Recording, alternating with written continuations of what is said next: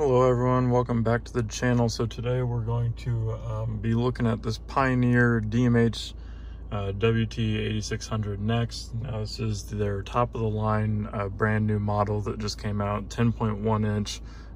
It's kind of got the floating halo display. So you can kind of see back there how it's not actually completely up against there. It is indeed kind of that floating display. So I know that I promised an install video for this. However, I installed it about a week before I went on vacation, and I wanted to wait to put that out and kind of put a review along with it so that I could kind of, get a feel for it and everything. But when I was on vacation, unfortunately my computer crashed and I lost all of the video that I had recorded, so there's no install part to this. Hopefully someone else will be doing an install somewhere else on YouTube. I have installed quite a few aftermarket radios. It is not that different. The only part that's different is really the floating part. So it really was not that bad of an install at all. Now, so this video is going to be primarily just a review because of that. So first things first, you can see CarPlay automatically came up. Now my phone is not plugged in right now. This is completely wireless CarPlay. I'm not going to dive too much into CarPlay because I'm assuming you all know about CarPlay. Now CarPlay is frozen because I'm recording. So we're going to close out of this and go to the main screen for the unit. All right, so this is what the main screen looks like. You can see here I have a customizable background, or a background that I uploaded. This is actually really easy to do, to upload. You download the Pioneer app that works with this, and you can literally pick any photo from your camera roll, and then you just sync it to your phone, and then it goes right up there. It is really easy to do, and it's really nice too. You can see down here we got CarPlay, Alexa, our radio, Bluetooth, USB, iPod settings, and our dimmer. And then we got our music here. Now this screen is fully customizable. So you can see you can drag other stuff in here if you wanted to. It's pretty easy to use. I wouldn't say it's as responsive as like a iPhone touchscreen or anything, but it is by far the most responsive aftermarket unit I've ever seen. So again, I'm assuming you all know what CarPlay looks like, so I'm not going to dive into that. Over here, in terms of the unit itself, you can see that we've got 4 buttons. These are not actual buttons, these are like in the glass. We've got the home button here, the microphone button, and then our 2 volume buttons here. Obviously this isn't as easy to use as like a dial or something, but it's definitely not bad. And I have, an iData Maestro hooked up to this, so my steering wheel controls do work just fine. So I use those instead.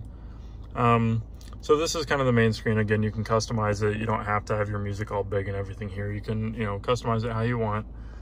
But I will go over to the page with all the extra stuff. You can see here, this is the app that lets you upload your own background and everything. So if you're trying to do that, you can go in there and connect to it that way. Again, HD radio, Bluetooth, that's all very typical stuff, so I'm not going to dive into that for the sake of time. What I will dive into, what's really cool, that I had no idea was on this because I'd not seen it in any of Pioneer's announcements that they released about this. Maybe I just wasn't looking hard enough. Maybe they did say this, but car features, you go in here, you got gauges, as well as vehicle information. Now, if you had all this stuff hooked up, like as part of your unit before, and you use your iData Maestro, then you would have your seat controls, parking assist, all that stuff. However, my heated seats are down here. They were never part of my unit, so that didn't transfer over. But what did transfer over is, this shows if your check engine light's on, voltage for your battery, and your tire pressure, which is really cool because my old unit as far as I know, didn't show tire pressure. This does show tire pressure. I know it doesn't right now. It's because my vehicle stopped. Your vehicle has to, those of you that have this already knows, but your vehicle has to be moving for a bit before it actually displays your tire pressure so I can get an accurate reading. By far the best part though is the gauges. Over here you have, you know, speedometer. You can customize this however you want. Braking, this would have units on it if I was actually driving, but I'm not. Intake, quarter mile time, and your 0 to 60 time. So when the car is stopped at 0 miles an hour, it shows ready. And then as soon as you hit the gas, it'll start recording a 0 to 60 time. You can see the most recent one that I did there was just under 10 seconds because this car is slow, but beside the point. But you can do it. And then that red light will flash if it's recording. Now, as soon as you hit the brakes, it'll sense that you've hit the brakes and it'll stop recording the time. But you can do that. There are also other gauges, so load, RPM, again, intake, and your fuel percent. So it says there I have 83% fuel. And if you look there, that appears to be about right. So that's really cool. But yeah, so this is great stuff that I had no idea was going to be on here. Again, settings fully customizable, which gauges you want to show on which screen and all that stuff. And it is great to have the tire pressure stuff there. Now, that's all there is for the gauges. Let's go ahead and move on to the next stuff. All right, so now over here you can see that you have these 3 dots here. That basically just means that you can scroll up and down. Now this is not the easiest thing in the world, if I'm completely honest with you, but up here it shows your suggestions. And if you scroll down, then it would show your favorite radio stations. I don't have any, so nothing shows up there. So that is your other options screens there. All right, so another really cool, perhaps one of the coolest features other than that 0 to 60 time thing, which is pretty cool, especially if you have a faster car than I do, is the ability to hook it up to your phone's hotspot. So as you can see here, I hooked it up to my phone's hotspot, and so now it's enabled this row of things here, except for Alexa, which I don't have set up. Browser, sports, and weather. Now, unfortunately, I can't click into these while I'm recording, otherwise it wouldn't work. It would just pause my recording. Trust me, I've tried.